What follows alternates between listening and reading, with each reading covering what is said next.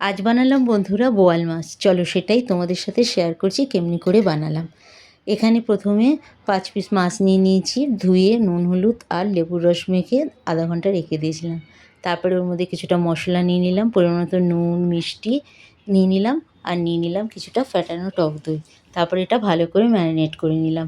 এই মশলার মধ্যে ছিল জিরে, টমেটো, কাঁচা লঙ্কা আর হলুদের গুঁড়ো, আর একটা দারচিনি, এলাইচি, লবঙ্গ কিছু না, শুধু দারচিনি দিয়েছিলাম। তারপরে মেখে ভালো করে 1 ঘন্টা রেখে দিলাম।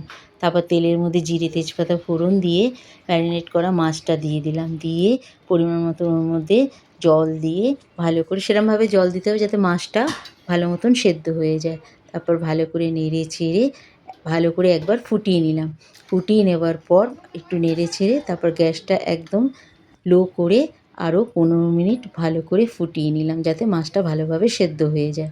তারপর 15 মিনিট পরে সব নেড়ে চেড়ে আরও কয়েকটা চেরা কাঁচা লঙ্কা দিয়ে দিলাম, দিয়ে আরও 2-3 মিনিট ভালো করে ফুটিয়ে নিয়ে তারপরে এই সময় গ্যাসের আঁচটা বন্ধ করে দিলাম, গ্যাসটা বন্ধ করে দিলাম, দিয়ে ঢেকে রাখলাম।